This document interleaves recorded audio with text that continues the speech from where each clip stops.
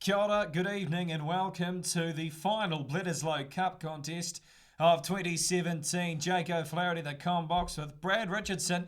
We're going to bring you it from Brisbane here in Australia. Number 3 of 3. It is locked up in the New Zealand All Blacks trophy cabinet. Yet an Australian versus New Zealand battle is one to come by. Bradley Richardson, this is going to be what some call an absolute humdinger. I was going to call it a dead rubber because no one really gains much out of winning it besides pride, but a humdinger, I think, is also a valid description of the match. Yeah, well, a humdinger indeed for the fact that it is a New Zealand-Australia derby. No New Zealand and Australia derby comes off as a lack of flair, a lack of excitement. It is going to be a brilliant one as we go through the teams, and well, the Australians are looking pretty good up front. Scott Sio, Tatafa Polota now, and Sakopi Kepa in the front with Rob Simmons, Adam Coleman to back them up. Jack Dempsey and Michael Hooper, the skipper with Sean McMahon, making up the forwards. Will Genia, the vice-captain at number 9. His last match in Australia, Bernard Foley to complete the halves, and of course the midfield combo of Kurtley, Beale, Zaveta, Kurandrani, Hodge, Kurabiti and Falau at the back with your reserves there as well. And looking at the New Zealand All Black team, well, the All Blacks have made 4 changes to the side that overcame South Africa in a tense battle in Cape Town. Lema Sopoaga will make his second test start at first 5 after Beauden Barrett was ruled out through an injury suffered against South Africa. Waisaku Naholo comes right back into the team in right wing in place of the injured Nehi Milner-Skudder, and the other change to the starting lineup. The other 2 changes, of course, on the bench, TJ Piranata and Anton Leonard-Brown come to the match day 23. It is the 161st match between the two. The All Blacks have won 111 of them. Australia just 42 and drawn 7.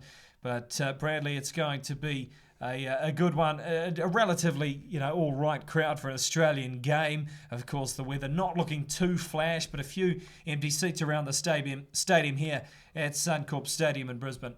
Of course, made worse by the fact that the seats are so brightly coloured, they certainly do stand out. A lot of people had forgot about this match before coming into it.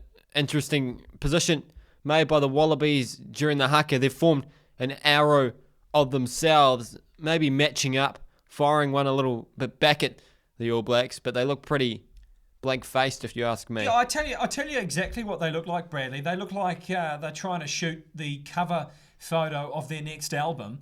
To be honest, they've all got their hands on their hips, looking pretty serious. It must be a pretty serious album they're about to drop. Are you calling them next Backstreet Boys? Well, I think they sort of play rugby like the Backstreet Boys at the moment. Hopefully they don't tonight against this All Black team, as we have a look at some of the boys just going straight down, doing a few press-ups, getting the body warm before this big game, getting loose. Brad, I know you love to get loose. Oh, getting loose is my favourite part of rugby. That's why I play hooker.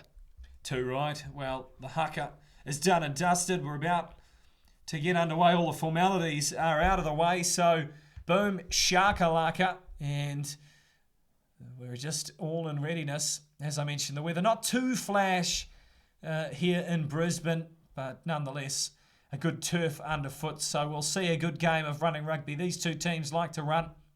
They like to play some positive rugby. A man who allows that to happen, the referee Wayne Barnes, assistant referees Marius van der Westhuizen and again seconds, and the TMO Marius Jonker. All the assistants at TMO from South Africa, and of course Wayne Barnes from England. He's refereed the All Blacks and the Wallabies a lot of times.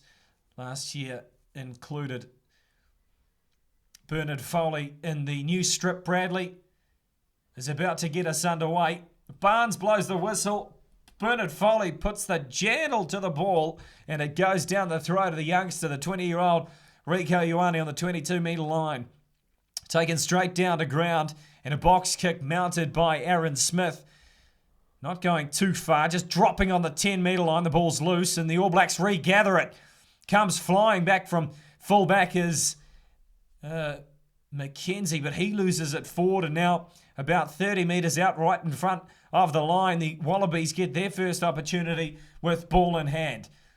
Will Genia shoves it off to Michael Hooper. He's got a fresh haircut for this one. Great lid he has. Pretty generic lid as they swing it off to the left-hand side. Now the ball's loose again. Well, shit, oh dear. Bradley, as we like to say quite often, I think too much butter has been consumed over the course of the day by both teams as we're going to have the first scrum of the match. Yeah, neither team seemed to be able to hold onto the ball, but it all started back at the clearance kick from the All Blacks. Went high. No one wanted to grab it. Everyone lost it forward and ended up going back into the hands of the Wallabies. They, of course, couldn't make use of it. And we'll have our very first scrum of the match. Too right.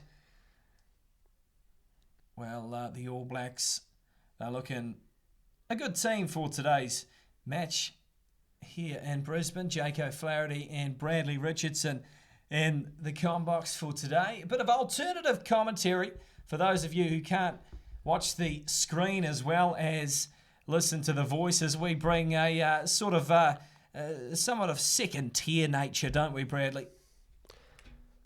I'm going to act like I know what you mean by second tier nature. Are you referring to us as like a substandard team, like a second tier rugby team, a second tier commentary team, or possibly.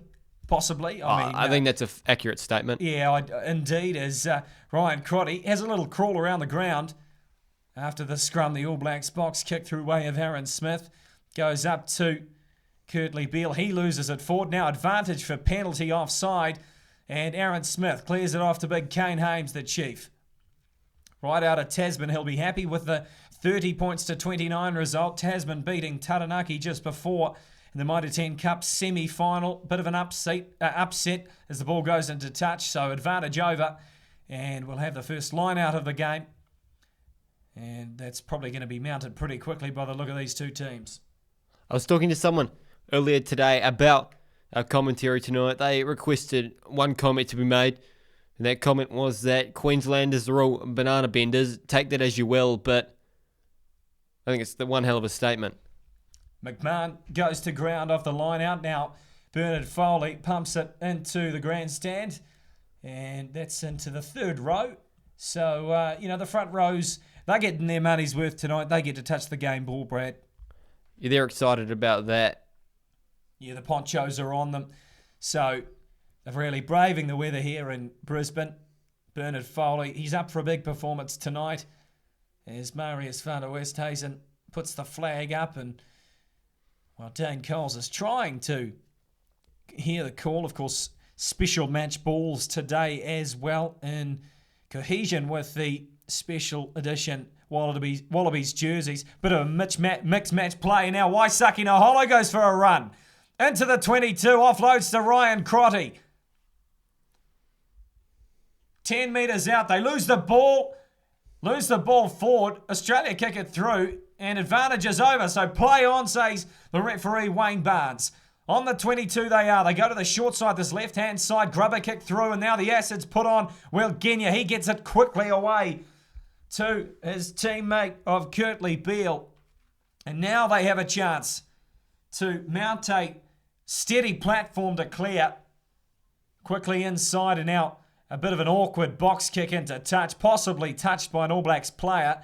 But we're about to find out what way the assistant referee seconds puts his arm out. But that's desperation play there by Wallabies, but a great play, of course, by Waisake Naholo as well. Yeah, he just threaded the needle, ran a decoy line, did Ryan Crotty. Waisake Naholo came up on the inside, got his hands on the pill, and just ran for miles. Yeah, well, quick line out taken, and then lost forward again. So, as we mentioned, a lot of butter consumed onto the toast of these boys' breakfast this morning, I think, because they're dropping balls left, right, and centre. Brady, you had a bit of toast beforehand in the comm box. The catering people really sorted you out, didn't they? Yeah, I had jam and butter on one and some light, smooth peanut butter on the other. Oh, crikey. Well, are you trying to, buff up or something? No, I was slimming down because it's like light peanut butter. Oh, right. Oh, yeah, no, my mistake. Well, just in regards to that run before, goodness, Waisake Naholo, he really knows how to put it into sixth gear. I refereed his brother in the Chiefs versus the Blues under-18s game, and I'm not going to lie, he didn't burn me off, so I fancy myself with it. So Do you fancy yourself against Waisaki too? Oh, look, I haven't had that opportunity to contest him, so I think we'll just have to be a TBC on that one as Wayne Barnes gives a short arm penalty to the scrum. Not too happy with Sikopi Kepu and his teammates in the front row, Scott Seo and Tatafu Pilota now, they reckon, going early, but they can have another crack at the scrum. They fancy themselves to the All Blacks. Yeah, Kane Hames, very much a key piece of this All Blacks front row. One hell of a scrummager alongside Dane Coles and Nepu Laulala. They've got one hell of a head to the scrum, and it's been performing well in recent times in this rugby championship. I interviewed Nepu Laulala once in front of a stadium full of people. I said, Nepu, your general comments about the match. It took 10 seconds to answer the question. It was probably the worst and most awkward 10 seconds of my life. Nonetheless, he's on the field and I'm a safe distance away, so no awkwardness, I should say, tonight as the scrum goes down again, but they hold it at the back to the All Blacks. Kieran Reid, bit of a switch play, and now it's into the hands of Reece Hodge. Reece Hodge gets a head of steam up. He gives it some toe, more toe than a Roman sandal, and Reece Hodge goes under the black dot. Try, and the opening one to the Wallabies, 5-0, and it's Reece Hodge who puts the ball over the turf. Interception try, and he really puts it into sixth gear. The man who made his debut against the All Blacks in the Cake Tin last year. He got a few points that day. He gets a few more today. And that is a great try. You see it on the replay, Bradley. Yeah, shades of Christchurch. Dunedin, I should say, with this one. Scrappy play by the All Blacks. The pass just popped up. And Reece Hodge ran around 85 off metres to get the first try and the first point of the match. And Australia are off to another hot start. Crikey, Dick. Well, he really managed to get his mitts onto that one. Probably, you'd say it's improbable the fact he caught it in regards to the amount of handling errors we see in this first 7 or 8 odd minutes. But Bernard Foley gets a chance to put the ball through the sticks and over the crossbar to make it 7-0. And as I said earlier, an Australia-New Zealand match, it is no match that goes dull. And Foley puts it up, so it's 7-0. The opening score of the match, Reece Hodge, makes it a good start for this Australian team. Just the start the Australians would have wanted. They come into this match, they know they need a big result for the sake of rugby as a whole, and Michael Cheika probably smiling after that runaway. Yeah, he'll be as happy as a clam at high tide, Cheika, about that as Lima Sopoaga is get us underway. Of course, follow us on our social media accounts at PYJAMA NZ on Twitter and at PYJAMA on Instagram. Goes down in a good drop out there by Sopoaga. Goes down the throat of Australia and they get the ball, flinging it into midfield, and McMahon, I should say, gets the ball. They get advantage to the Wallabies. They're looking ominous through way of Israel Folau. He pops it in field to Kuroi Biti.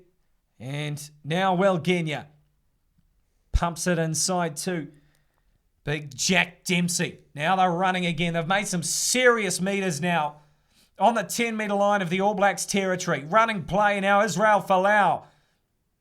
Interception through way of big Rico Ioane, but that one goes straight to the trash because we come back for the advantage. And that is a massive advantage, Bradley. That is over a 20-metre long advantage, tactical or territorial. That is a serious territorial advantage.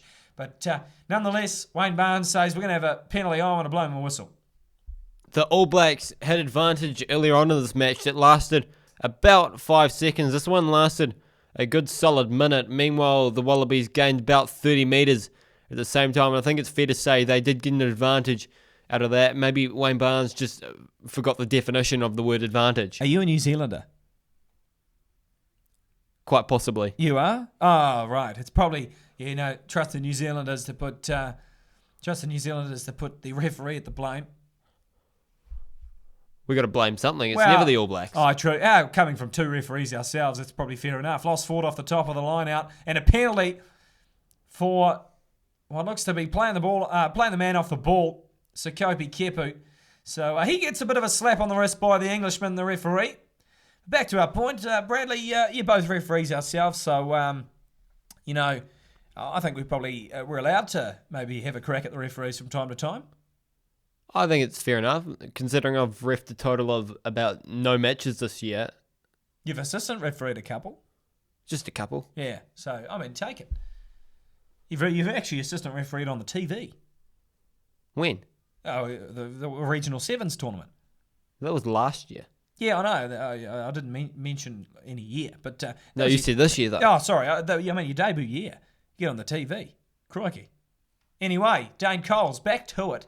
We go back to the rugby for once.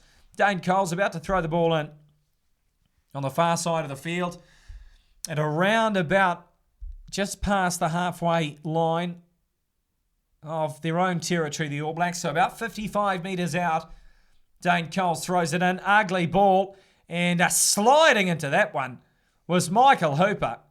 Well, that looked like a hell of a lot of fun to do, and he'll only know. Now on this near side of the field, they work it back to the midfield, and Genya rallying the troops, but over the ball is Kieran Reid. That's a great jackal. He just had a good cuddle with the ball, and the Wallabies have been March 10. Will Genia has said something. Typical halfback, can't shut up.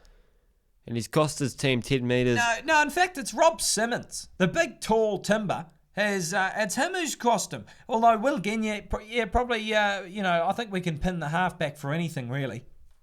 Well, anything that involves the vocal cord, the halfback's going to have something to do with it.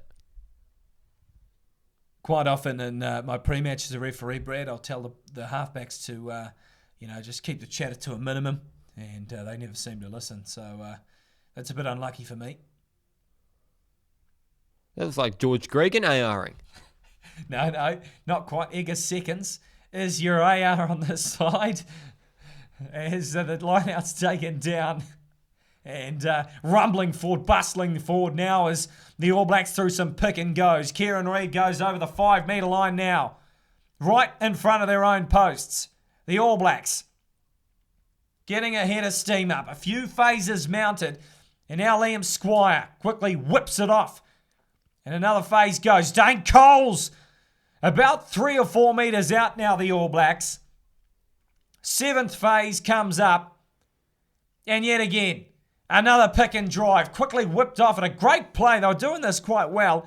Almost a decoy pick and go. Not quite a one-off runner, but in the middle of a one-off runner and a pick and go. Now, are they going to look to whip it to the backs? Not quite, as Aaron Smith, again, hits it off to Scott Barrett. Now they go to the back line. Still looking lateral, the All Blacks. Still on that 4 metres out. They whip it along to Waisake Naholo, though.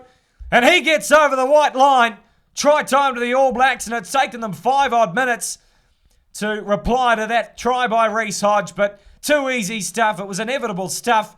And Waisake Naholo gets his 8th try in his career in this All Black jersey. It was simple play by the All Blacks. They just kept going and tiring the Wallabies fullback. They all got sucked in by the vacuum cleaner you'd call the All Blacks forward pack. It was just a simple wide ball to the waiting Waisake Naholo, and he puts the first points on the board for the All Blacks. Seamless try by Waisake Naholo. Slides on in there, glides over the corner, and does his little secret handshake with his Highlanders mate Aaron Smith, and of course Lema Sopoaga has a bit of a hard chance at putting 2 points furthermore on the board. I think we're in safe hands because it's not Beauden Barrett kicking. Touche. He's not in great form with the boot, is he? He's never in great form. Oh, he was once upon a time. Well, when he was 10. Yeah, in the backyard when you have the smaller posts. Fair enough. Yeah.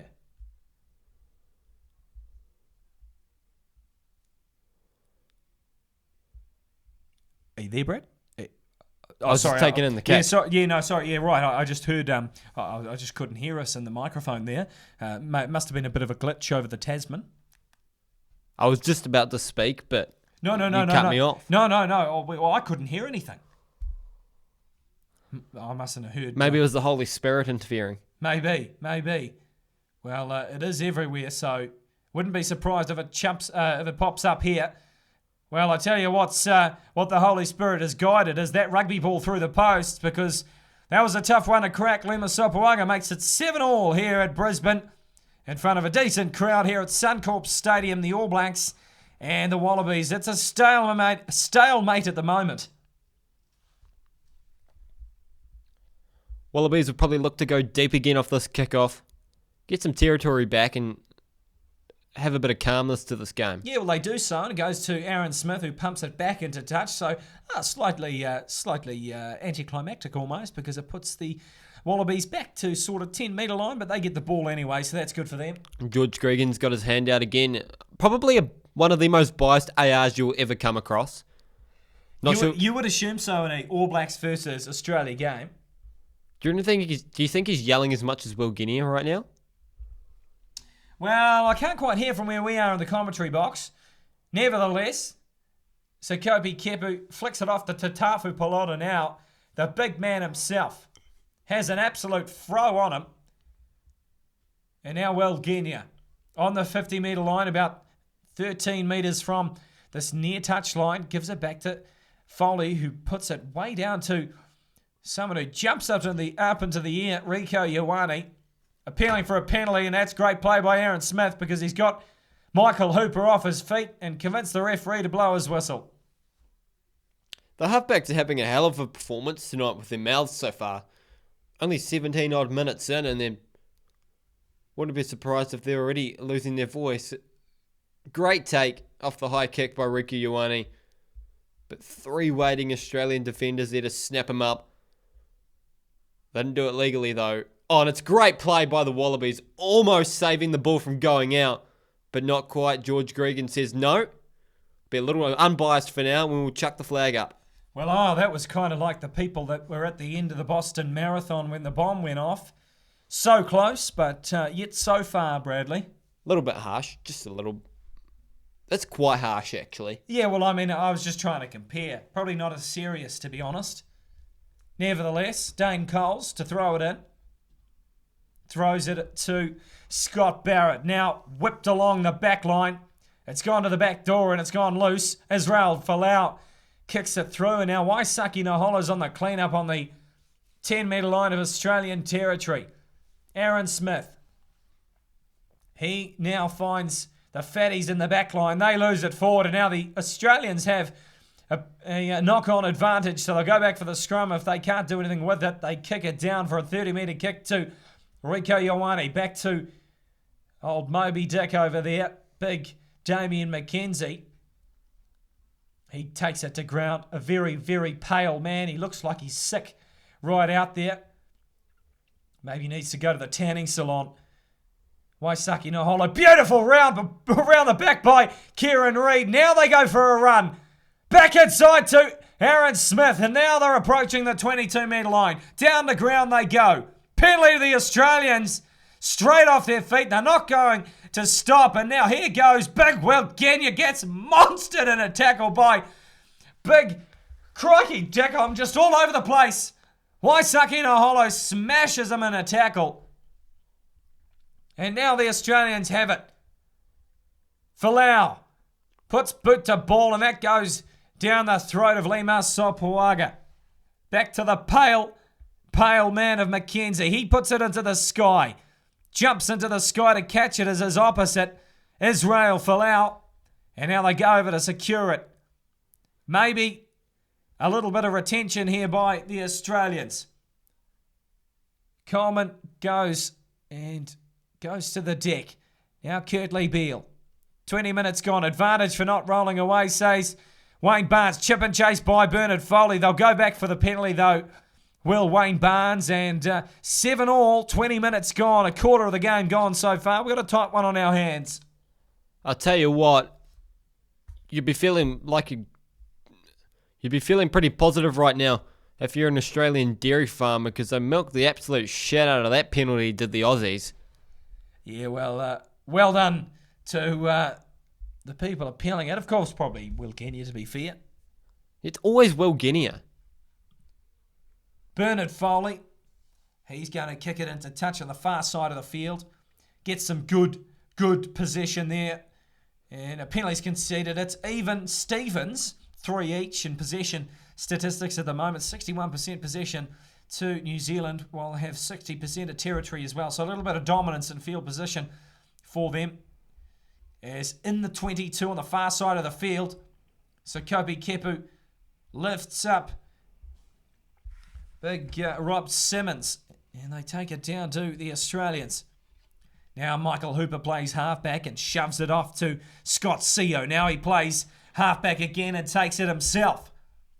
Genya makes Liam Squire. In fact, it's Sam Whitelock move out of the way quite quickly. Genya again. Sort of the general of this backline finds Foley, and now Kurtley Beale. Can he link up in the offload? Not quite.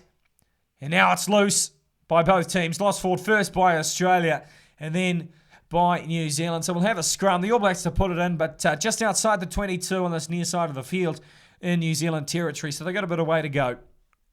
Australia have been good on attack tonight. They've found meters with ease, but it's just their handling and simple errors that have let them down at crucial times. So getting up there, they're putting pressure on the All Blacks, but they're just shooting themselves in the foot and not quite getting there again. The knock-on costs them, and it's relieving the All Blacks of that pressure that they've managed to build up over the past few minutes. Yeah, definitely. Hot damn. That was just a great passage of play. Breathless passage of play, and it really showed the All Blacks' brilliance in attack, and of course the Australians as well. As David Havili comes to the field, he enters the fray quite a little bit earlier, you'd say, than what you would have thought. We will make sure we get back to you on the reason behind that, but Rico Ioane's coming off. Wayne Barnes just touching the shoulder of the props, giving them a little talking to. He is a lawyer, so he knows how to use his words. Gone straight down on the side closest to the touch line. Elbows hitting the ground. Generally not a good sign for a scrum.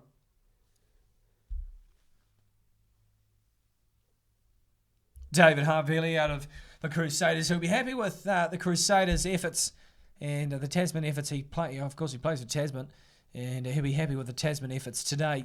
They're beating Taranaki earlier in the day. Of course, they will meet Canterbury in his hometown for the Super Rugby season. So all Crusaders final in the Mitre 10 Cup being Tasman versus Canterbury in Christchurch next weekend. Aaron Smith to feed the scrum. And it's a good scrum. Steady by both teams. Kieran Reid has to reach in there to get it with his leg. Now off to Sopoaga inside the 22, but not available to kick it out on the full. It doesn't go out at all. Now Israel Folau goes for a bit of a dance. And Kieran Reid thumps him in a crushing tackle. They get a penalty as well. Now that's great play by Kieran Reid. Great pressure. And a kick's only as good as its chase, but a captain leading from the front. Aaron Smith came back like a bloody pocket rocket trying to tap that. Wayne Barnes had to run out of the way and nothing ended up happening for it. So he just used some energy that he didn't really need to. But speaking of Wayne's, it is Wayne Smith's last match with the All Blacks tonight. Of course, I think he's going to England, I believe. Yeah, well, I saw him in Cambridge the other day, actually. We were going into the supermarket. Ben and I, Ben Brownie, of course, a member of the commentary team, and look, I turned around, it was Smithy, and I was like, crikey, it's old Wayne Smith. Are you on nickname basis with him? No, I didn't call him that to his face, but I thought... Did you say hi? No, I was too scared. I thought the guy would have said, don't talk to me, I'm up there and you're I'm the not, gingerbread man. Yeah, I'm the bee's knees sort of thing. Michael Checker. He's always looking like he's depressed about something. Hey, I think he might need some counselling. Just update everyone. Lima Sopoaga about to take a kick at goal. Right in front of the post, about 45 metres out. But back to your point, Brady, I do think that he probably needs some counselling. I think anyone who decides to coach the Wallabies needs some counselling. That's a good point. I mean, Robbie Deans needed it. He turned into a Grinch as Sopoaga puts it up, and that's Very close off the crossbar and jumps over rather fortuitously. Pumps on the crossbar and bounces over. So that makes it 10 points to 7. 26 minutes into the game. Sopoaga puts one over and the All Blacks get the lead for the first time in the match. Been a relatively close half so far. Wallabies, you've got to say they've had the edge, but just not showing with the points. Lima Sopoaga getting extremely lucky off that kick. He's had a good match so far, filling in for the injured Beauden Barrett. Sopoaga he'd win the crossbar challenge for tonight. I'll give you that much for free. Barrett takes it off the kick-off. He goes down the ground, sets it back for Aaron Smith to give it along to some forwards to mount a platform to kick, and he does so. He does it himself. And that's pumped down into the hands of Kurtley Beale, a veteran of the Wallabies team. He loses it forward in a crushing tackle by Sonny Bill Williams, his opposite number. And he's got a cut. Well, he just cut Kurtley Beale in half. He started growing an absolute dirty mo for this match. It's a piece of shit on his upper lip. It just does not look good. But I tell you what, it's made him tackle, and it's made him tackle well. Kurtley Beale getting absolutely chopped in half. Michael Hooper not happy with that. Giving it a bit of word. He's probably just reminding Sonny Bill Williams of all the times Vichi's shared posts ripping into him. Yeah, that's true. Vici on Sport. He shared a couple of my posts before, Bradley. What ones? Oh, I can't quite remember, to be honest. Oh, I've posted a photo of Te Aroha, the Boyd Park in Te Aroha. I remember that. Yeah. Well, great ground that is. Of course, we've commentated there once before. Thames Valley Poverty Bay. They lost Poverty Bay in the Bledisloe Cup semi-finals today. Unlucky fellas. It's a good scrum by both teams. Ball gets out now. Sonny Bill Williams gets to run at 40. Gains a couple of metres in the crawl afterwards. Chip and chase by Sopoaga. Can the bounce be in favour of the black? It doesn't. It goes to the gold. And what looks to be Foley is the man who snapped it up. Genya flicks it off to Scott Seo, and now they pump it back to this near side, the blind side, on this near side of the field, and they're making some metres as well. David Harvey goes over the ball for a jackal, can't quite get it. Rob Simmons over the ball, possible jackal. It's a turnover by the All Blacks, and they're not going to win a penalty as a result, but they do get the ball, and they pump it deep into the red zone of the Australian territory. Kurtley Beale has to scramble upon it, and he puts it near the touchline but not out. David Havili back inside to McKenzie. He finds some space. He kicks it into touch over the far side of the field, inside the 22 just. And now some acid will be poured on the Australians as they really need to get it out of this one. It was a good clearance kick from Kurtley Beale, but just managed to find the awaiting pale ale of Damien McKenzie, and he puts boot to ball and finds a lot better placement, and we're pretty much right back where we started from. Well, technically we start on the 50-metre line with a drop kick to start the match, but nevertheless we'll go with the line out. And stolen by Sonny Bill Williams. Quick passes, backdoor to Damien McKenzie. Can he make it over the line? Not quite. He gets it back inside to Sopoaga. 10 metres out, the All Blacks. Scramble defence by the Australians, but the All Blacks haven't been able to capitalise on it.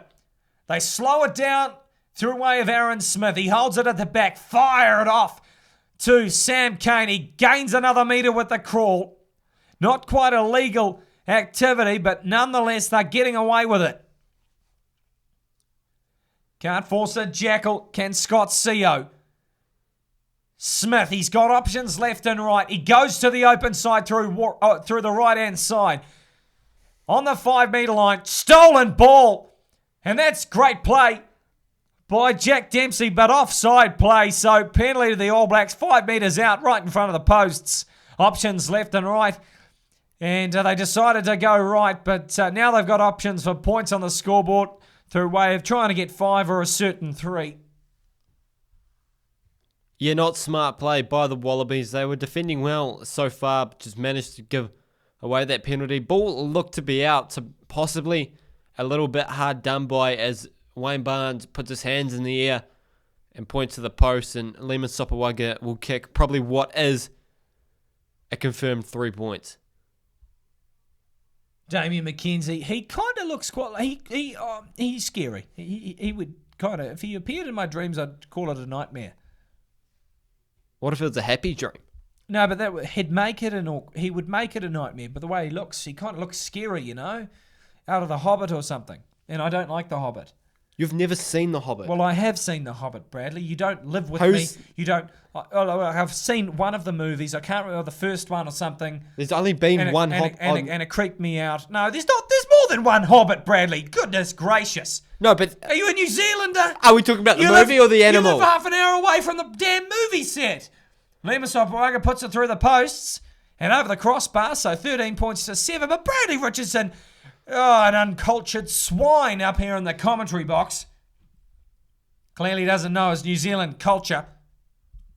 I bet you'd have a chocolate bar and you wouldn't break it off in the little squares. You'd probably just take a munch.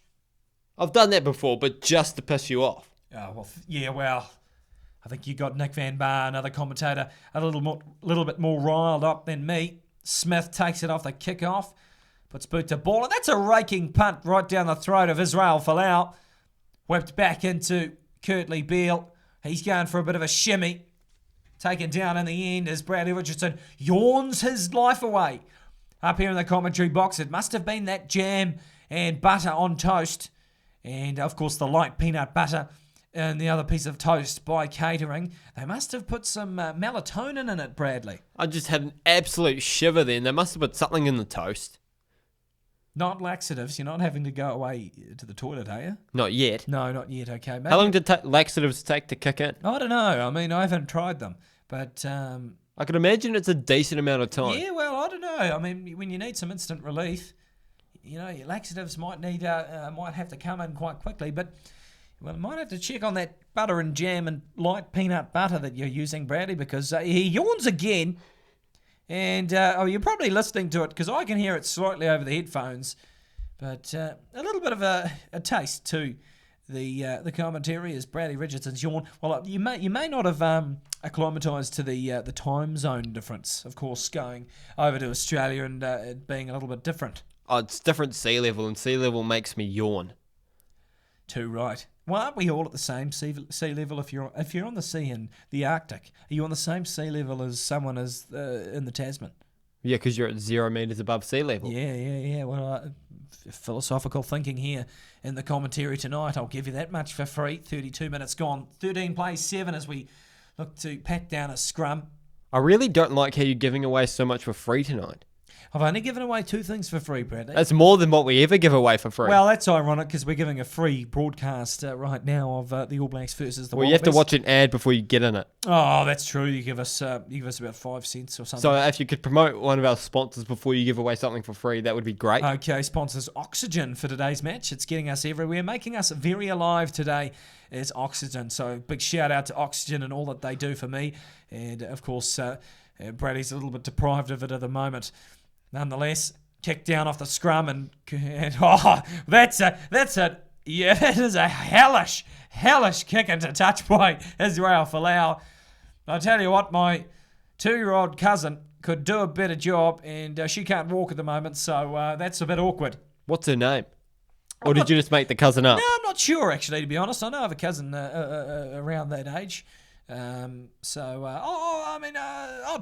I told her Pippa. We'll go with that name. And we've got of course, opportunity for attack here for New Zealand. About 30 metres out from the line. Squire takes it off the line out. When he came out of the womb, he was a line outer. He was a good jumper. Right out of the womb was Liam Squire, but unfortunately Sam Cane loses it midfield and another turnover. So 34 minutes gone, I should say. 6 to go. And, Bradley, you're having another stretch, mate. It must have been a rough flight over. Well, I played 2 games of cricket today, and now I'm commentating a rugby match. On the plane? Yeah. Crikey. Backyard playing. Have you not played backyard cricket in a plane? No, We I played haven't. two T20s. Well, I didn't know whether it was backyard or sort of, in the aisle. Or No, it's in the aisle, but it's like backyard cricket rules. Oh, you went on a 777? You went on a 777? Yeah. Yeah, okay. And we just push them all. Well, what aisle did you use? Because it's split. Oh, There's only two first aisles. class, mate. Yeah, The I know, pilot let us in. Yeah, but there's two aisles. There's two aisles. So what aisle did you use? The left or the right aisle as the pitch? No, but instead of changing ends you bowl from, you change aisles where you actually play. Gotcha. So you go the same way though. Yeah. You bowl the same way. Yeah. Oh, crikey. Oh, that's good. We're having a stoppage in play at the moment, nonetheless. But as we carry on our talk, so I mean, the logistics of that. What happens if you sort of hit someone in the head? Oh, the pilot was there. Oh, so he was. He sconned the grandma. Oh, did he? And then the ball bounced off the grandma's head, and I caught it one hand, one bounce. One hand, one bounce. So straight. That was one hell of a play. Yeah, that was a screamer of a catch, you'd say, right there. And well, that's just superb. Nevertheless, hold on, but what happened to the air hostesses? Were they kind of what were their jobs for the day? Halftime snacks. Oh, They right. brought the oranges. So when you had the Wattle Solar Guard drinks break, It was the Fly Emirates drinks break. Oh, right. Okay. Yeah. Okay. The Fly Emirates drinks break, and you got a few. Do you have wine in the first class at your drinks break, or just the standard water? Electrolytes in the form of Gatorade. Oh, right. I thought you would have had water straight from the No, Piarco we're River. athletes. Straight from the Piarco River. We're athletes, Jake. We only drink athlete food. Yeah, that's true. Well, that's certainly not me, as they concede a penalty to the All Blacks at scrum time. So that's kicked, short arm penalty. So kicked straight up in the sky, and they lose it forward to the All Blacks. So right on the 50-metre line, they'll have another scrum. Well, Australia, and another chance for us to talk some more bullshit, Bradley. Yeah, just what Australia perfectly wanted. But I'll tell you what, a guy named Frank on the plane, you wouldn't pick him as a cricketer. No. Right? Yeah. Bit of a chubby man, got a bit of a belly on him, wore glasses. He caught an absolute ripper of a catch to get himself into Baddock. Right. Got on strike, hit the ball. The ball went flying, went back into the economy class. Into economy. And went all the way into economy. You wouldn't read about it. It went Straight through the curtains. Were the curtains closed as well? Yeah. So it was a ripper. Went through the curtain. He hit the sweet spot. Oh, crikey. And the same aisle, or did it go through the other aisle? No, the same aisle. Oh, he's same not aisle. that much of a cricketer. He's not that right. good. Oh, okay. So we're not signing him up quite yet for the Black Caps or whatever. Curly Peel takes it from the scrum, and now right on the halfway metre line, dead centre in the middle of the field. Kenya goes to the short side. Unfortunately, our crap talk is halted for the time being. Will Kenya shoves it off to Jack Dempsey on the charge. They're looking lateral and not making the advantage line at the moment, although they flick it to the backs to look to do so. Israel Folau makes about 5 metres on that one. Loose pass, and that's gone to ground as well. So another scrum with 2.5 to go. Back to the chat about the cricket. So the ball was in economy class, right? And everyone in economy class is wondering what the hell is going on. What's going on? It was a tennis ball. No, it was one of those yellow cricket balls, actually. Yellow cricket balls. We were using one of the yellow cricket sets balls. that you buy from Rebel Sport. Sport. Yeah, I'm not actually sure how we got it on the plane. Right. But, so the ball was... Didn't the captain have it? Oh, it must have been there. They must have it in the cabin. Right. Under the bench. You just lift it out and there's a... Oh, well, so that's what happens in first class. See, I don't fly first class, Bradley. Does PYJAMA not pay out for you? No, well, we only get business, don't we? So, I got first class. No, did you? Did I not tell you? Did you? Were you not wondering where the hell I was? Well, I went to sleep. Well, I didn't know about that. You got first class. Yeah. You paid for that. The company credit card. Oh, God, you could have told the rest of the business. Goodness gracious, I feel a little bit... Well, the rest of the business is you, and you said you were asleep. I didn't want to wake up a man from his sleep. So how did I not know? I'm the financial person.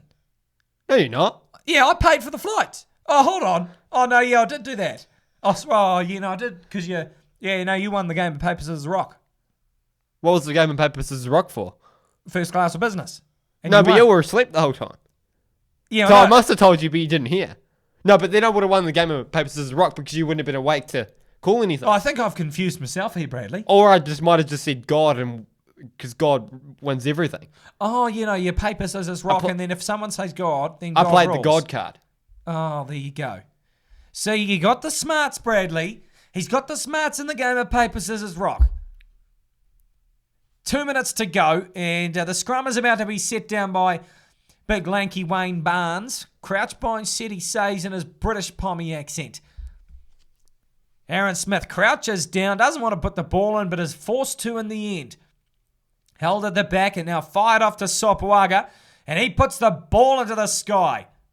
Comes down to Kurtley Beale. He looks to go for a run. Steps away from Sam Cane and goes to the ground eventually. Genya fires it away to the backs again. Koroibete on the 10-metre line, 5 metres out from the near touch line of their own territory, Australia. Dempsey again goes on a bit of a dart. Bit of a wrap round play. Bernard Foley feeds the backs after Bernard Foley. Israel Folau out in the backs. Big Rob Simmons taking it forward. A minute to go. 13 plays 7. About 30 metres out the Wallabies at the moment. They made some serious inroads into New Zealand territory. Off to Dempsey again. Genya. On that charge goes Koroibete. Possible turnover by the All Blacks, but advantage comes to the Wallabies straight in front of the posts. 45 seconds left in the half, and a possible turnover by New Zealand, so they'll go back for the penalty. In fact, it comes back for the Australians, back inside to Dempsey. 20 metres out the Wallabies at the moment. They need this more than ever. Straight to midfield goes Captain Fantastic Michael Hooper. Flinging off to the left-hand side. They've got numbers, and they've got a try as well. Israel Folau gets over the line, gives the ball a hot dog, gives the scoreboard a high five, and it's 13 points to 12. We're going to the break at either a 1-point win, or I should say 1 point difference. Whether New Zealand has that lead or not, we're about to find out. But Israel Folau, great try, but too easy after a very sustained attack. The Wallabies finally get over the line for the second time of the match. It was exactly what they needed. Israel Folau, there were numbers out wide. It could have been any of them, but instead he just takes it. Waisaki Naholo falls off the tackle. Quite a contrast to what was before, and it was a simple Saturday night stroll over the try line, and geez, that's a look of determination on the face of Israel. Not the country, the player. Oh, I was thinking whether I thought you meant Benjamin Netanyahu was coming or something. The Prime Minister of Israel. I thought you meant he was in the crowd. I was surprised you pulled out that general knowledge. Oh, well, I know who Benjamin Netanyahu is. Netanyahu. Yes, Netanyahu. Benjamin Netanyahu. Benjamin Netanyahu. Yes, you've got it right. Thank you. Yeah, the Prime Minister of Israel. No, he's not in attendance today, is he? No. Or did we see him on the plane because it was Fly Emirates? Oh, No, but you were asleep. Yeah, I know. That's why I asked you whether you saw him. Oh, no, I was too busy playing cricket. Oh, right. Okay, you're focused. Unless he joined in. Well, I don't think he did. Well, I would have known if some... Was there a man called Benjamin? Or did he just go by Big B? No, I would have known if there was someone with the last name Netanyahu. Okay. You can't miss that sort of last name. Bernard Foley, he's fourth most point scorer in the Wallabies team. And he's about to put... Well, here's the chance to put 2 points further on the board to New Zealand's tally. To their own tally. I'm all over the show. Hushed over the crowd in the commentary box. Yeah, well, we just want to give him a fair go. He puts it up, he shanks it, off to the left. So the All Blacks take a 13 points to 12 lead at half-time. Into the sheds, they'll have the Oranges. They'll have a corridor, spin some banter, and so will we. Off air, though, and we'll see you after the half-time break.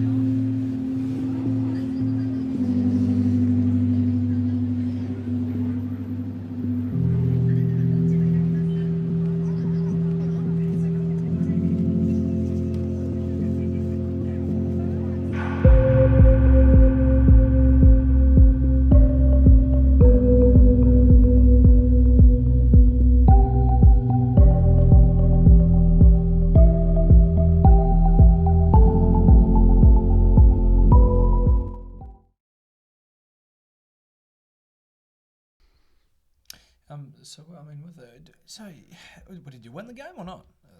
I don't think we're really keeping count. You There's no scoreboard or was it anything. back down or something? Are we back on? Oh, we're back on. Hey guys, I suppose welcome back into what is the second half. I would assume because that's what happens when you have a half time and it's after the half time break. You have a second half. And, Bradley, the Oranges at half-time, they were quite good, I must say, up in the commentary box. So we were feeling rejuvenated. And, the vocal cords they've been touched up. So we're really, really pumped up for the second half. I'll tell you what, the catering team is on fire today. First it was the toast I got, because there was some damn good jam. And now we've got some damn good oranges. They were cut perfectly. And you know how you get like the little white bit on oranges that no one really likes? They cut them off as well. No, exactly. Oh, I can't. That is a sign of a great catering company. You just can't complain. As the All Blacks are out here already waiting for the men in goal. But it's been a good first half. Bradley, of course, first try to race Hodge interception. And after that, very good try to the All Blacks as Waisake Naholo sailed over the line. But and then old Israel Folau. Not Benjamin Netanyahu, Israel Folau. Do you reckon Sonny Bill Williams is looking at the big screen and wondering why his number's on it? Say that again? Do you reckon Sonny Bill Williams is looking at the big screen and getting a little confused why his number is on it? He's like, hold up. Oh, like, yeah. I thought that was on the back of my jersey. Oh, right, yeah, but he looks up and he sees himself. It's kind of Inception. Is that what happens at Have the you game? seen Inception? No. Oh. I'm just assuming. You've seen The Hobbit, but you haven't seen Inception. Yeah, no, I just assumed. Oh, crikey, we're underway. Struth, the Oranges are getting to our heads as the game is back underway, and Wayne Barnes goes straight into the ruck, tries to see something happening, doesn't, and the All Blacks get the ball back. All right, on the 10-metre line of the Australian territory, advantage for a penalty comes. They throw it to the All Blacks, so a penalty they'll have, and a possible opportunity to pump the ball over the sticks. Bit of a helter-skelter start. We didn't even realise the match had started, and all of a sudden the All Blacks, they have themselves a penalty, and they're going to go for touch. Brave start to this second half. Only got a 1-point lead. I think it would have been the safe option to take the points, but Kieran Reid, I think he's a little more qualified to make that decision than us. Wyatt Crockett's starting to remind me of an aged Greg Somerville. That is a throwback. I saw Greg Somerville earlier in the year. Has there anyone you haven't seen this year? No, I saw him at the Waikato Stadium for Tasman versus Waikato, and I walked past him and I was like, "Crikey, old Greg." Oh, I thought that in my head, but I didn't say that because I didn't know him. I thought it'd be. Who are you more scared to see, Wayne Smith or Greg Somerville? No, well, I saw Leon McDonald right next to my Greg Jesus. Somerville, and I was like, "Oh, g'day, guys." Was Byron Callaghan next to them too? No, don't be silly. Gosh. Don't be silly. It's just being silly, Bradley. It's just being silly. A line out did just happen. Oh, crikey. Anyway, back in the game. Right and about 15 metres out from the line. And the All Blacks to feed it off to Wyatt Crockett. Tries to get it out of the way, does old big Wyatt Crockett. The All Whites and the Wallabies playing today, and gets it off to Sopoaga. They flick it wide. They've got some room to work. The All Whites here, and over the ball they secure it on the 7th phase. Aaron Smith off to McKenzie, and now puts Sopoaga in some trouble on the 22-metre line, 15 metres in from touch on this near side of the field. They're going from left to right in this half, the All Blacks. Flick it to the backs, and now they tend to spread it wide. They haven't made the advantage line. In fact, they've lost 5 metres, the All Whites, at the moment. And a penalty comes to the Wallabies, and they get the ball. So brilliant play by the Australian Wallabies right there, and Will Genya's about to pump it into touch because, Israel Folau, I should say, in fact, the Bernard Foley, he's walking away. So I think either he's got a head knock or something rather, because I think they're not all there. Maybe George Gregan's come from the sideline to replace him. Oh, right. Yeah, true. Great old rivalry between the All Whites and the Wallabies, Bradley. It's a great fixture to watch. Yeah, the stretcher has been called for Bernard Foley. It's not looking good. You know what else is not looking good? No. The cricket ball after that match. Really? Was it pretty battered, was it? Can you remember the incident with... No, I was asleep. No, I'm getting to the story, but I'm going to go back a bit because we've got a lot of time to kill. Okay, I jumped in a bit further. That wasn't a pun that Bernard Foley might be dead. Yeah, I'm sorry. Can you remember that moment a while ago with Shahid Afridi biting the ball in the toilet? No, I was sleeping at that time too. I slept all through Okay, that. so I'm going to have to explain that as well. During an international cricket match, Shahid Afridi bit a cricket ball and his mouth started bleeding. They found out a bit about it and he got done for some sort of shit, right? Right. In the toilet? Yeah. So that's just an example. Isn't that what you do in the toilet? No, he did some shit to the ball. He didn't literally shit on the ball, but he... I thought that's what you meant because that's what you do in the toilet, Bradley. Okay, I should have used a different word. Okay, so back to the cricket. All of a sudden, the ball comes back out of economy class. It's got a giant divot in it.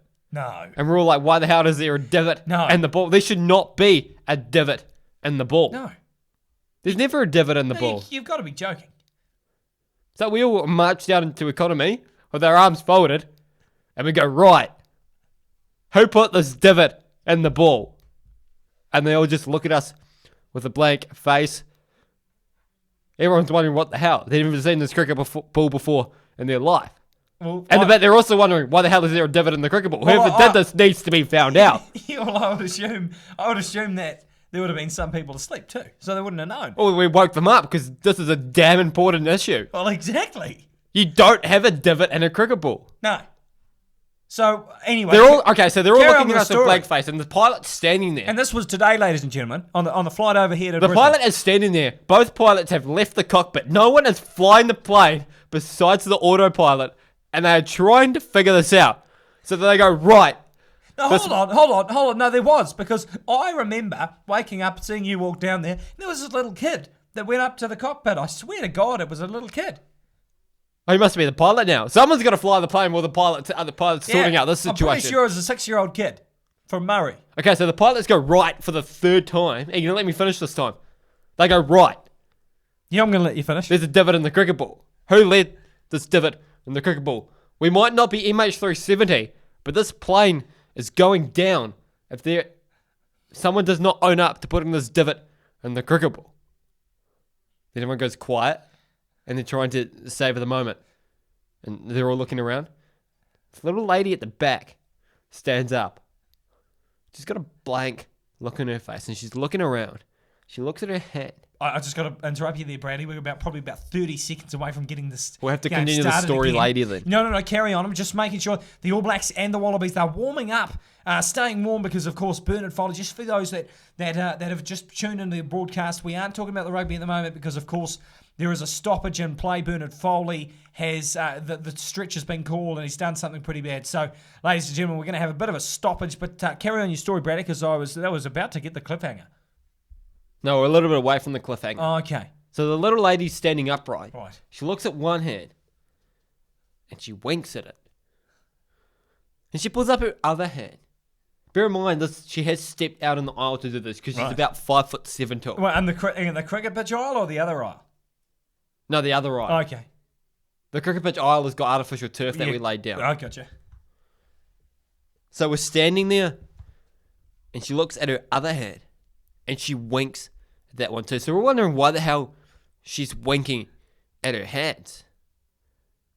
So the pilot walks up to her and goes, "Excuse me, why are you winking at your hands? Did you put the divot in the cricket ball?" Just in terms of Sam Williams, what's happening in the game right now, there is a stoppage, and we will be going back into the game very shortly after. Bernard Foley is cleared from the ground. He's gone to, the stretch has been called, so we will be going back to the game very shortly. So the pilot's standing in front of her, and he has got a pissed look on her face. And the little she's in shock. She's shaking. She starts to open her mouth. Did she? She didn't go like that. She just opened her mouth. Okay. She starts to speak, and everyone's quiet. They want to know what she's going to say. And then the words come out of her mouth. Wait for this. You got to love what these words for. The pilot has asked, "Did you put the divot in the cricket ball?" Tell me. And she was like, "No. Oh, you're kidding me. I just have Tourette's." Oh, And everyone just lets out a huge sigh. First of all, they still haven't found who put the divot in the cricket ball. And second of all, they felt really bad Yeah, you would. because they all blamed on her, and it just turns out she had Tourette's. She really needed to go for a piss in the awkward situation. Unlucky for the old woman. Unlucky for the old woman. And gosh, that's just a story and a half. I'm so gutted I was asleep in the plane during this story. You were the only one asleep. We'd Yeah, huddled, well, I was up in business. we'd And, huddled you about guys- 750 into one. Yeah, but you were back in economy. I was up in business, remember?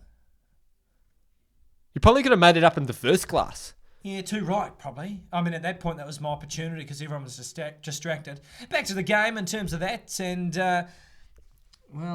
Is it agonising in a good way, gravy fish?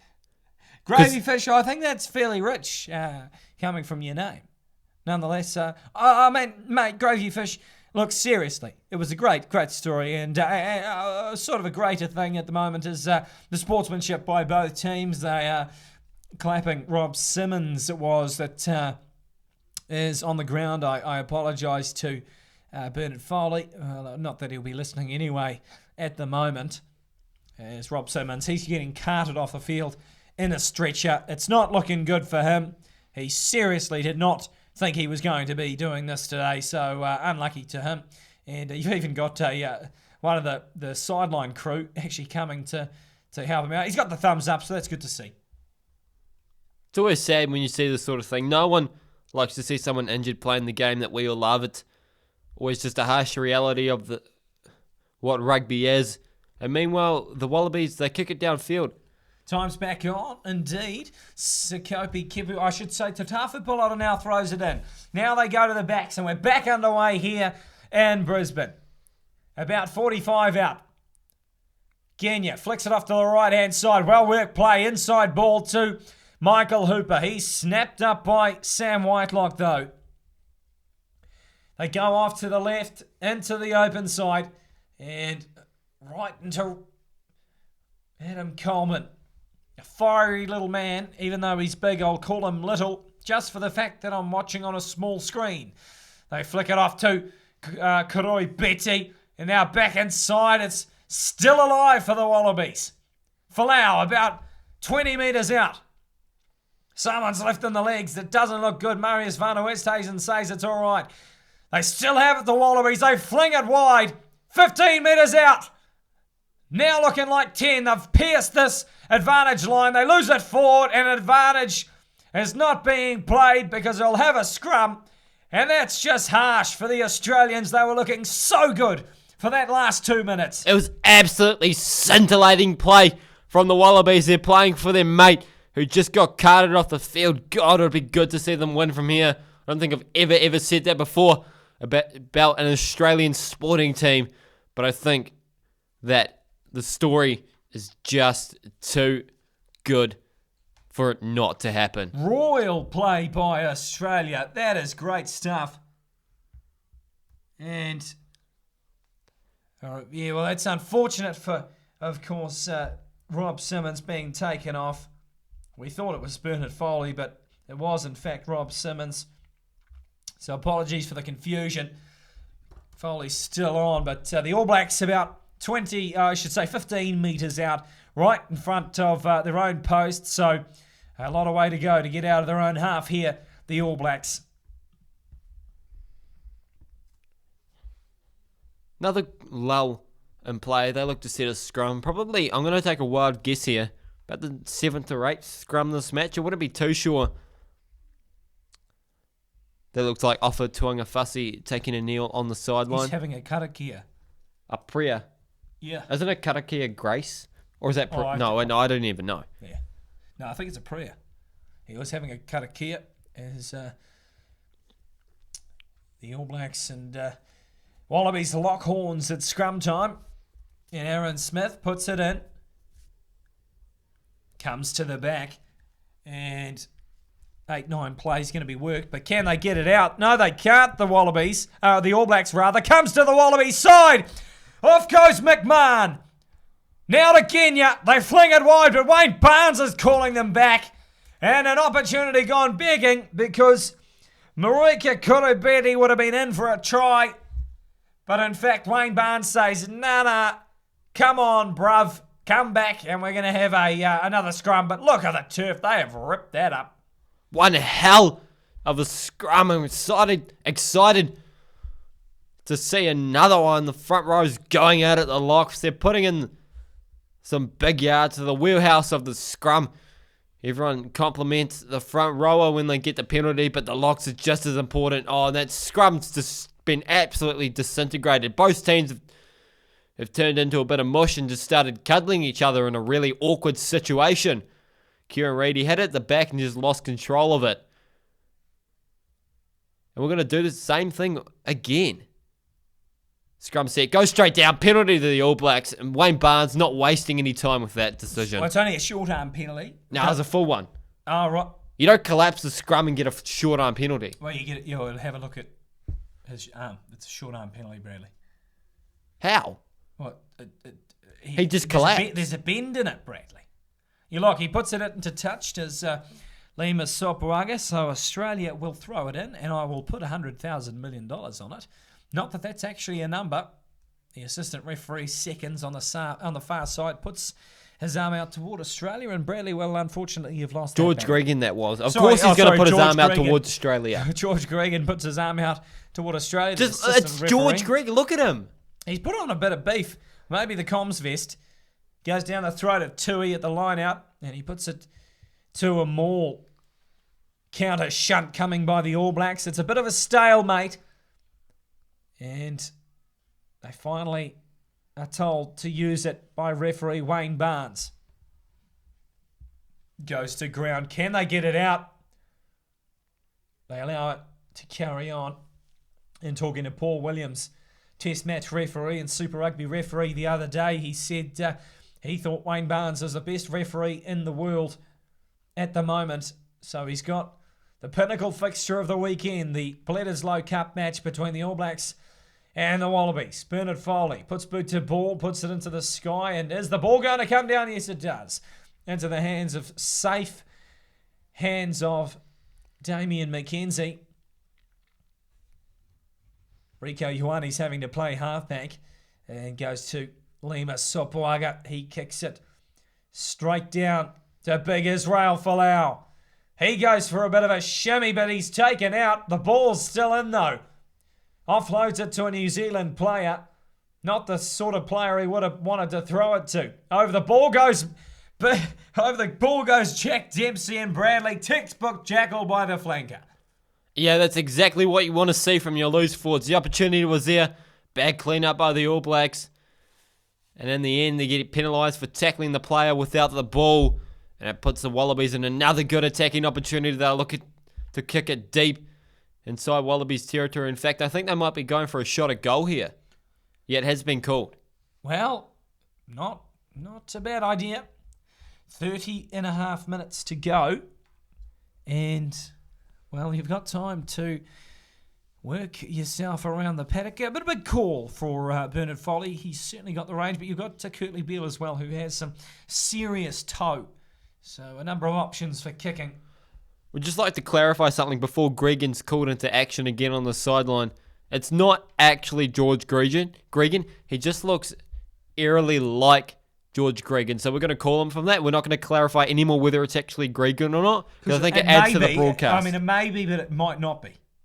Yeah, we need to find out from George Gregan himself if I'll that give him a call. Yeah. Do you have his number? No, I don't. You've probably seen him this year, though, because you've seen every other bloody retired rugby player. No, I haven't seen George this year, sorry. I've never seen him, actually. Oh, I might have. I can't remember. That's bullshit. Of course you've seen him.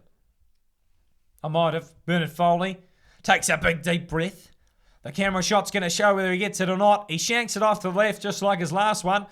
So, 29 minutes to go. And he can't quite get that over. So, not great for the confidence, but they'll have a 22 will the All Blacks, and time is off for what is going to be some substitutions, Bradley.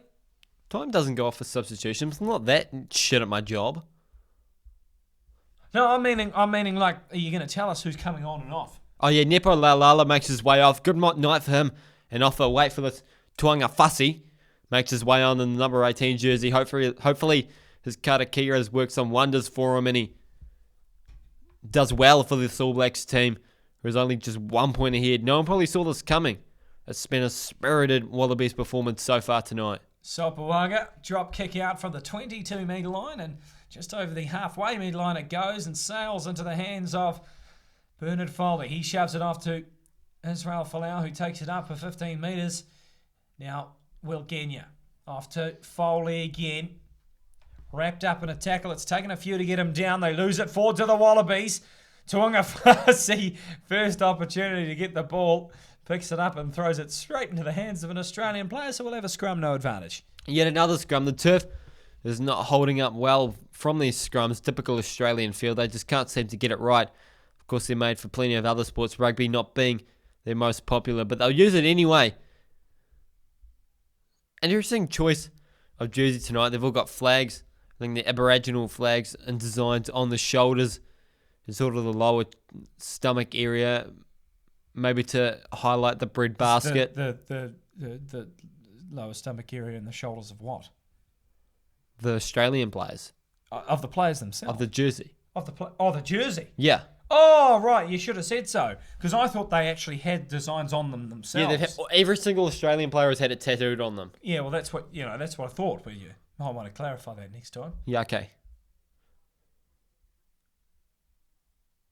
Sorry for the awkward silence there. I was just sending a tweet. Send us a few messages, of course, on social media at PYJAMA on Instagram, and of course at PYJAMANZ for our Twitter and Facebook. Give us a like. Send us your photos where you're listening to around the world. Send us your photos. We want to have a little look-ski. And send us your yarns. We want to have a chat. Engage in the chat here and on social media. The last 5 minutes possession has been all one-way traffic. 71% to the Wallabies. So New Zealand wanting to change it. They get a penalty to the Wallabies. And here's a better opportunity to put points on the board. Almost straight in front of the posts, about 45 metres out. And what does he do here? You take the mindset has been to take the points, but they're not going to. Hodge is going to kick this one out. And the Wallabies are going to sit up just outside the All Blacks 22. Unorthodox scrum by the All Blacks. So the last 5 penalties conceded, 3 of them, the last 3 have been against the All Blacks. Sensing a bit of a shift in momentum here. The All Blacks came out of half-time with it. But despite that late Australian try, the ball comes in from the line out at the back. It's scrappy, but the Wallabies have it nonetheless, and they're poised to make a play in the middle of the field. Tatafu Palota now gets the ball, goes over it. Does Liam Squire. Burnt off the ball though. Kadoi Betty on the 22-metre line.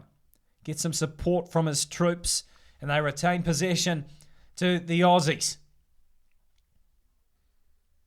They go again on the right-hand side now in midfield. Straight over the ball goes Kieran Reid, looking to disrupt it. Can't get the turnover. Coleman in midfield. As the 8th phase comes, counter-attack as well. Counter-ruck, I should say. They keep possession of the ball. Jack Dempsey. They need to work it now. Haven't made the advantage line the last 3 phases. They can't do it again, but they get advantages. Big Tui goes for it. Quickly taking a penalty by Will Genya. Possible advantage for not back 10. Referee Wayne Barnes isn't going to rule on it. They quickly go and now into the hands of Adam Coleman. Peeled off the ball was Wyatt Crockett by Tui. They go to the right. Advantage comes as well, and you possibly sense a yellow card. McMahon. Genya finds the short side. Lost forward though. Penalty. And, referee Wayne Barnes, he's not quite going to call time off yet. It was Sonny Bill Williams who was offside, but a lot of penalties in this area of the field, and you can't see the All Blacks remaining at 15 men for much longer if they carry on. Yeah, it is the danger zone, I should say, for the All Blacks. That's 2 quick penalties. Third one, you've got to be shivering in your boots. You've got to be as nervous as someone wearing a toupee as a tornado to be that next man penalised. And we're going to go to the sideline and presumably what is going to be another line-out drive. Yeah, well, at the moment, I must say, if you're the groundskeeper of Suncorp Stadium, you won't be happy. He may not have a job on Monday. It's not holding up too well at all as the 2 captains get there. They get spoken to. So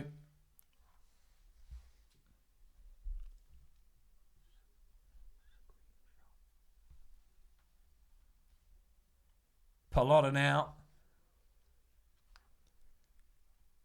to throw it, and Wayne Barnes is taking his time. Australia's own throw. They've thrown twice at the front, 6 times at the back. They'll probably go to the back again. They do. And they carry it on. Count them all there by the All Blacks. But now they get the shunt on to the Wallabies. Held at the back by Tatafu Pallotta now. Can they go over? They've come to a halt. Advantage comes from the side. Not good play by the All Blacks. Now off to Kurtley Beale. Foley on the wraparound. Now to Israel Folau. Into Kuno Betty. Over the line. It gives the try. 56 minutes into the game. The Wallabies go ahead by 4 points. 17-13. And that is try time to the Wallabies. They go back ahead. Oh, it's been deserved. It's been a long time coming from the Wallabies. It's sustained pressure, and it's been golden for them so far, and they take the lead. And what is a good lead? With 24 minutes left to play, they're going to have to keep holding on, try and score some more points, because this All Blacks team is going to come back spirited, but they can be hardened at the points so far because they've been the better team for this first 57.5 minutes. Marika Kuroi-Betty gets the try there after a brilliantly timed pass by the Prime Minister of Israel, Israel Folau himself. And great try, but just caught the All Blacks napping at times, but a lot of penalties in that passage of play. Lucky to get away with it, the All Blacks, but the All Blacks in the back line, certainly Israel Folau and Kuroi-Betty as well, struck while the iron was hot, and they get the good try. They get the treats in the corner, 5 points, and the kick is to come. You've got to say, if the Wallabies hadn't have scored that try, you would have seen an All Blacks player sitting in the naughty chair for 10 minutes. Hush comes over the commentary box once again, showing our respects to the kicker. Foley puts it up. And he shanks it again off to the left. Maybe he should aim for more of the right. So if he's aiming for the right post, he should probably aim for the right corner flag. And he might get it over. Is that Gregan's flag? I think it is. Yeah, on Gregan's side, yeah. 17-13. Australia leading it over New Zealand with 58 minutes gone. Sopawaga to get us back underway, and it's a good kick. Just gone past the 10-metre line, but taken well by the rising Adam Coleman. Kenya quickly comes to ruck, and he's trying to milk a penalty as well. Wayne Barnes shows some empathy for the All Blacks, and they whip it off to the loose forwards in the back line. Now here goes Israel Folau. Over the line, tries to get up and carry on, but he can't quite. Kenya again. Finds Tui on the charge. He replaced Rob Simmons, of course, going off, stretch it off not too long ago. Safely taken. Kick by Naholo, and now pumped back down by the All Blacks into the hands of Bernard Foley. So he goes for a run off to Reece Hodge on the 50-metre line, on the far side of the field, about 10 metres inside the touchline. Here goes Will Genia. He finds Coleman and back inside to Sakopi Kepu, who goes for a run, taken down about 30 metres out from the line. They're looking hot here, the Wallabies. Israel Folau draws in a few defenders before shoving it off to Tavita Kurandrani. Possible counter-ruck, but they've got enough bodies to sustain the ball to the Wallabies. On the charge, they lose about 10 metres in those last two phases, so they're on the halfway metre line. They fling it wide off to the far side of the field. Grubber kick through. They're going from right to left here at the moment as the All Blacks have a go through way of Damian McKenzie. He goes on the 10 metres out from the far side touchline on the 50-metre line. So here we go. The All Blacks have a chance to get some points as we look to head into this last quarter of the match. Loose pass and now possibly pounced on by the Wallabies. Called rucked Wayne Barnes, so carry on. Quick pass off to Kieran Reid. Not fast enough to get away from Kurandrani. Pushes off the ball, and Kurandrani and Dane Coles have each other by the scruff of the neck. They carry on to the All Blacks. Good playing, good retention of the ball. They come back to the short side to the Wallabies. The All Blacks, but they get a penalty to the Wallabies. Shaking his head is Aaron Smith because he knows the opportunity that's just gone begging. Yeah, just silly play from the All Blacks, letting them down once again. That makes the last 5 penalties conceded to be conceded by the men in black. And Michael Hooper, he's showing his war wounds, he's showing his colours. He's got blood down the whole front of his face. He's got to say that's a bit of a boot to the face, you reckon, but it's just stupid from the All Blacks. Wayne Barnes puts the hand to his mouth and he blows the penalty. Substitutions being made. Alan Alalatoa makes his way onto the field for Kopi Kepu, who played in his 87th match for the Wallabies tonight. He's had one hell of a night, and the crowd shows him their respect as he makes his way off the field. Steve Moore, Shrek coming on. Big congratulations to Dean Mumm. Wallaby 823. Debuted in 2011, retired in 2008. Dean Mumm, the Wallaby captain. He is a great player, Dean Mumm, of course, a veteran of this team. And, he's not playing tonight, but I'd like to say a good on him. As a good tenure with the Wallabies and a New Zealander himself. So great to see the Australians using the New Zealand strength to their best. Just to clarify something about that tweet, did it say he retired in 2008? Yeah, but that's a cock up by the Qantas Wallabies because he came back, but he retired 2008 and came back. So that's all right. Steve Moore to throw, and he does so. So thrown in by Steve Moore. And now down to Tavita Kurandrani. Crash ball in midfield. They get over the ball. Eventually do the forwards to help him out. In midfield now, about 30 metres out from the line, the Wallabies. They're ahead by a few points. 17 plays, 13 with 18 odd minutes to go. Kenya finds Tui on the charge, and that's a big run after Kurandrani in midfield.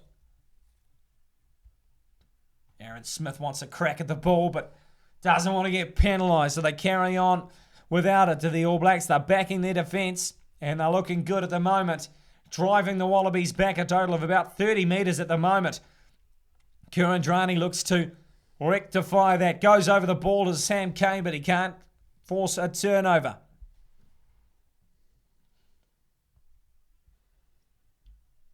Ninth phase comes up. Steve Moore goes to ground about 40 metres out from the line. Slowly inching their way closer. Advantage comes as well. Offside the All Blacks and repeating infringements. Wayne Barnes is not having a yarn to them, but I tell you, he probably needs to. The All Blacks not looking disciplined. The last 5 penalties going against them. And they're not looking good, the All Blacks, in terms of their discipline at the moment.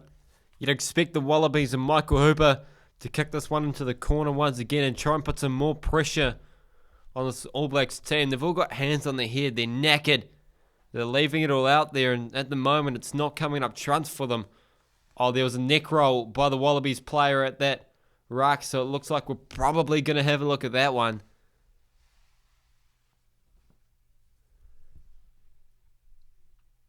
Yeah, well, what looks to be Reece Hodge. He of course did get 3 points in Wellington last year on his debut. Kicked a absolute screamer of a kick. And the young man, only in his early 20s, has probably a 50-metre kick to deal with at the moment. Just off the 40-metre, the 10-metre line of All Black territory on this near side of the field. 20th Test match for Australia. And a big opportunity right now. Shapes it up. He's got some toe. But can he get the accuracy? I tell you what, he can. The flags are up. Through way of George Gregan and Marius van Oosthuizen. Reece Hodge, 65 minutes, gets the score out to 20 points to 13. And with every point the Wallabies get, it just becomes harder for the All Blacks to come back. They've been particularly good in the last 10 minutes for the previous year, so you're going to look to them to mount an attack. Sam Cane having a word to Damien McKenzie just before the kickoff. Maybe giving him a bit of advice where to kick it. Sam Cane probably fancies himself as a bit of a drop kicker, but I don't think he's quite weaseled away himself into taking the restarts just yet. Jumps up does Adam Coleman to get the ball off the kickoff. And Australia to mount the attack again. 7 points the difference. 20 plays 13 with 15 to go. McKenzie gets the ball after the kick off to David Havili. Coming into this team of ladies, a good player, David Havili. Grubber kick through there and putting some acid to Israel Folau. Approaches the halfway metre line. They're close to this near touch line. Here the Wallabies. They're going from right to left from the broadcast tower. Slowly inching away. I tell you, they're playing a hell of a lot better than the All Blacks at the moment. They have done for the whole game. Grubber kick through there by Kurtley Beale into the hands of McKenzie. He shoves a horrible pass off to Williams to clear up. Hodge has him wrapped up. And now Havili, he's in some strife. He finds Crotty. Now dancing his way around as McKenzie and really has to clean that one up. Kicks the hell out of that into the hands of Israel Folau. He goes for a jingle. Supported by his teammates to get over the ball. And a penalty comes to the All Blacks. Waisaki Naholo gets a great jackal and forces a brilliant turnover. 14 minutes to go in this one. Quickly taken by TJ Perenara. Puts a ship kick through. It's a foot race. Can Kanoi Betty beat him? It's close to the touch line. It goes into touch and well, great play, great initiative by TJ Perenara. And there are players down all over the show, but he didn't take that into account at all. And plays on. Great play by TJ Perenara. Unlucky to get there. He's tripped up by the diving Australian player. Nothing wrong with it. And ends up just booting it into touch. But it's still pressure on for the Wallabies. They've got to get a clean line out of it and got to get rid of it. Sorry, I take that back. It's All Blacks ball. Yeah, Cody Taylor to throw. 15 metres out, immediately sacked. So it goes to a ruck from the line out.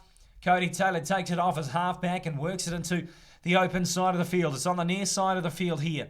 And turnover by the Wallabies. Counter ruck brilliance. And a mighty effort sees Will Genia have the ball at the base of the ruck. 10 metres out from the line. Doesn't quite know what he's doing. And over the ball goes Kieran Reid, blown off by the support in gold jerseys. They sustain the possession for the second phase. Tui off to Kurandrani. He puts it up and it's not out. 30 metres. Damien McKenzie. Smoked in a tackle. I tell you, Bradley, I'm going to get acid reflux soon. TJ Perenara fires it off to Sam Cane. A senior member of this team now. They work into the blind side. Off to Naholo. About 30 metres out on the 15 metre line of this near side of the field. Perenara fights a loose pass off to what looked to be Patrick Toipolotu. And unlucky stuff for them, but it's been the story of their night. They carry on the Wallabies. And dancing through a tackle is Sean McMahon, going for a 40-metre run, eventually taken down. Appealing for a penalty as well, Genia. Firing it off now and out to Tavita Kurandrani. He scored a try in the All Blacks versus Wallabies Rugby World Cup final a few years ago. Lost forward though, and now the All Blacks have a chance. Rieko Ioane, can he put the foot down? Makes 20 metres on the run, but taken down on the halfway metre line on the far side of the field, close to the touch line. Tui Pilotu fires it off to Kane. He's crushed in a tackle by Adam Coleman. Box kick by Perenara, and it's bouncing into the hands of Bernard Foley. Waits an age before kicking it out on the full. He gets the luxury of doing so inside the 22, and we take a breather. Oh, it's been ruled that he took it back inside, so it's going to be a line out just inside the Wallabies 22. Not happy with that one. That's rough. Don't think they quite got that one right to George Gregan. We'll take a look at it. Absolute mighty tackle by Ofa Tuangafasi. I tell you, he snapped Bernard Foley in half. That is an orthodox tackle.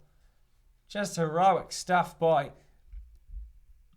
Ofa Tuangafasi as we almost enter the last 10 minutes of this match as Kurtley Beale makes his way off and Samu Karevi comes on. Ryan Crotty comes off as well for replaced by Anton Leonard-Brown. So the two number 12s, two centres themselves coming off. Centre 3/4 and a second 5/8. Now off to Rieko Ioane off the line out. On the 22-metre line, dead in the middle of the field they are through way of Liam Squire. Bumps off one tackle, but Hooper gets up and carries on and gets him the second time. Off to Cody Taylor, looking lateral again, the All Blacks. Fired off to the left. There seems to be an abundance of gold jerseys around. They can't penetrate this wall of defence. An absolute steel barricade that the All Blacks can't get through. Tuangafasi, 23 metres out in the midfield. They look to go for the right. They lose a couple of metres at that one. Perenara again. Surging to the gain line they go. Crockett. This defence is just brilliant from the Wallabies. Trying to curl himself out of that one's Williams. Goes to Rieko Ioane. Can he stay inside the touchline? I bet you can. Rieko Ioane. Try time for the All Blacks. And that has brought the scores back to 2 points the difference. Australia 20. New Zealand 18. Kick to come. But Rieko Ioane, give yourself a pat on the back. Umai te pucky pucky. That is a great try. Flirting with the touchline on the far side of the field. But Brady, you take us through the replay. Sonny Bill Williams has got to get the assist off this one.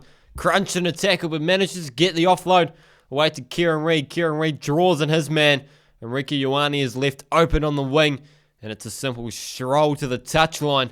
He dots down in the corner. But he makes it hard for the kicker. So surely there's got to be a bit of a... what would you call it? A bigger negativity between those two players for a little bit. There might be a little bit of bitterness. I tell you what, this is what heroic activity is made of. Is a kick from the sideline to draw it up, and of course Lema Sopoaga, he's off. Remember, so a new kicker, and that will be Damien McKenzie. With the creepy little Joker smile. Can he, in his 9th test for New Zealand, level the scores with 8 minutes to play? Brady will have to have a hush over the commentary box to allow him to be able to concentrate. Mm-hmm. Are you ready? Hush. Yeah. But hush.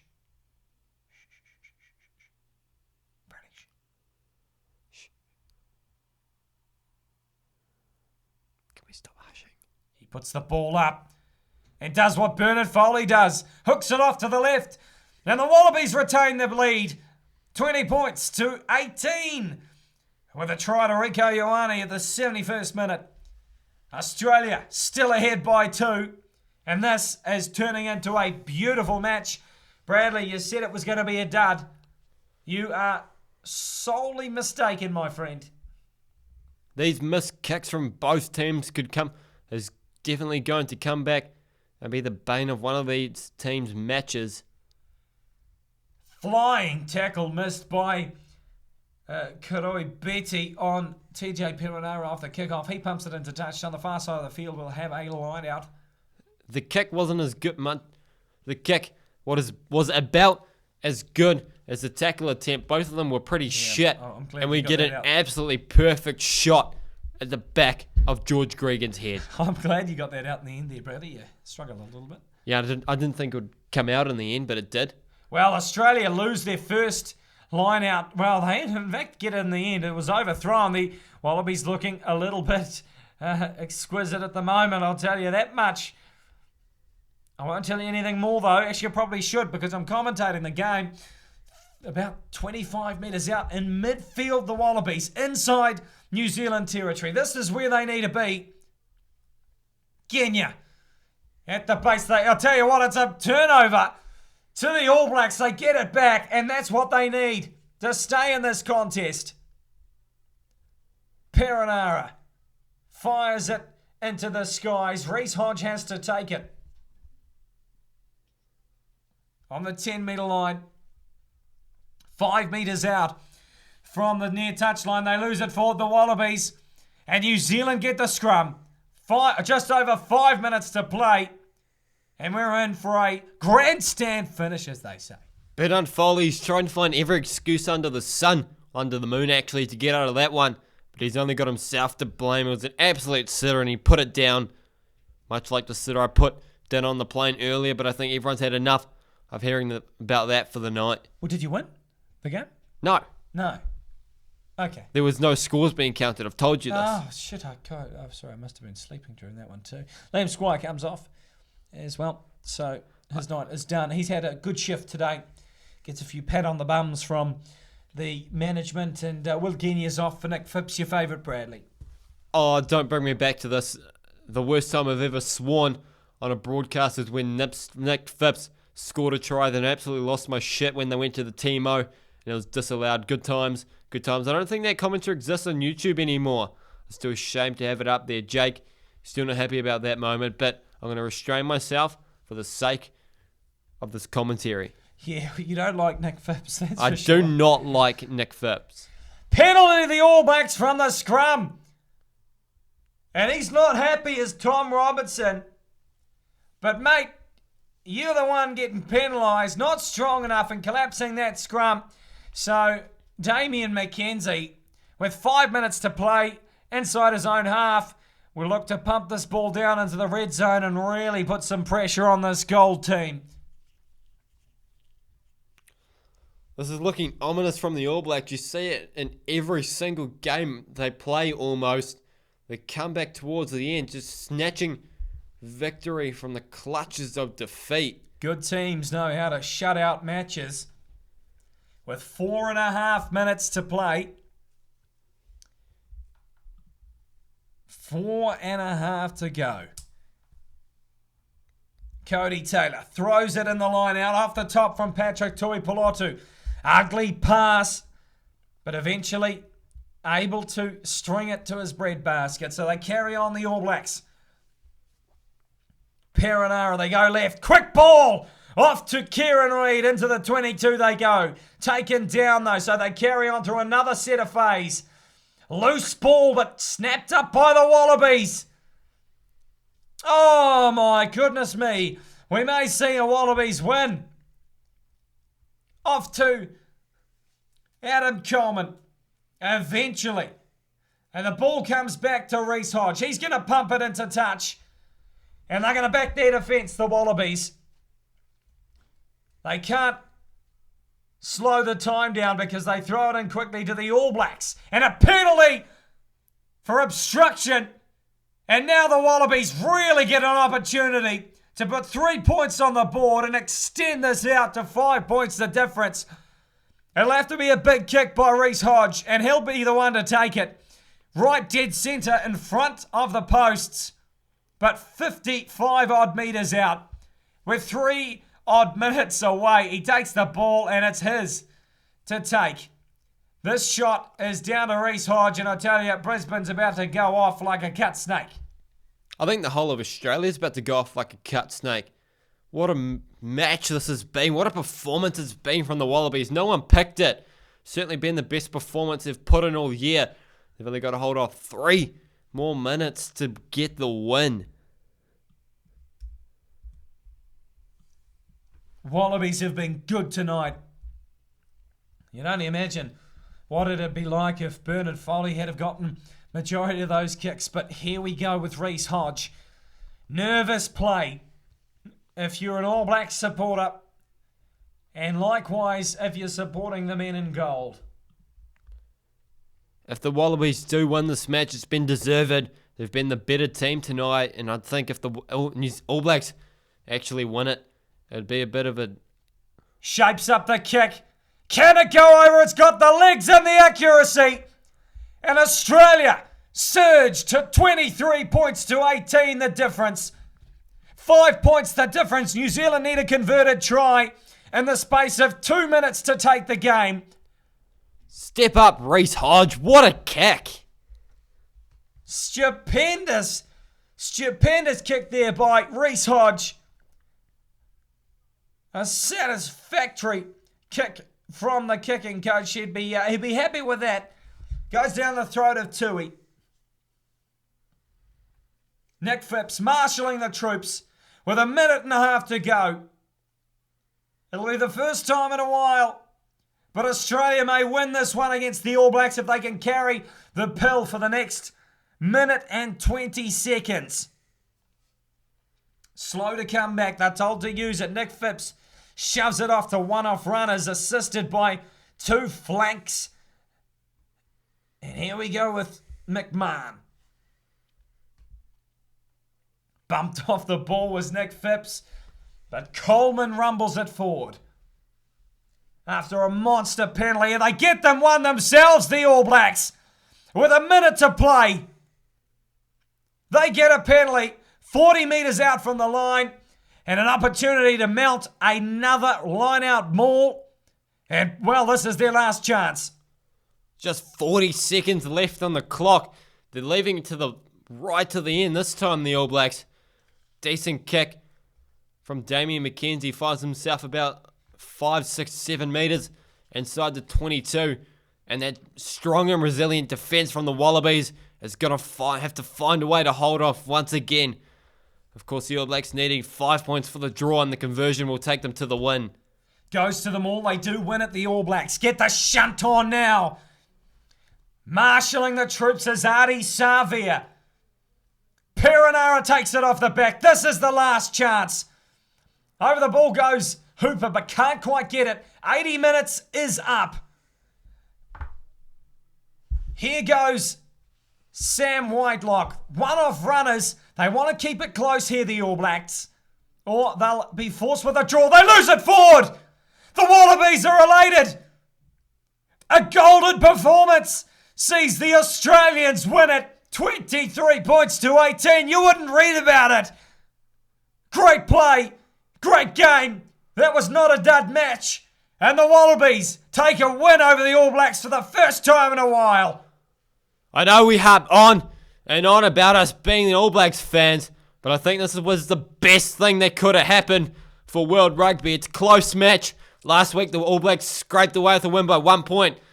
Tonight, they go down to a resilient Wallabies team, and shit, it's been one hell of a performance and their best of the season. Well, the Wallabies are just pumped up like a fresh air mattress, and rightly so here in Brisbane. A great game of rugby where sportsmanship has been at the forefront in this Trans-Tasman clash.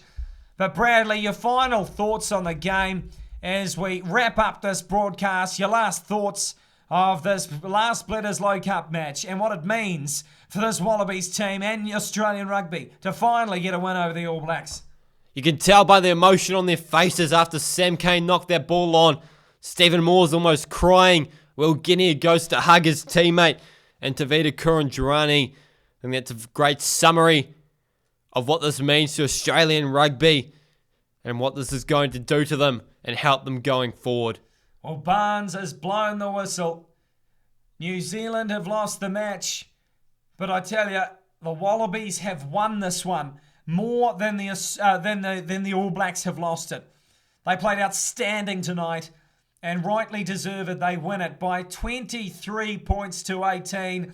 That is it from Jake O'Flaherty on behalf of Bradley Richardson from PYJAMA. The All Blacks 18, the Wallabies 23.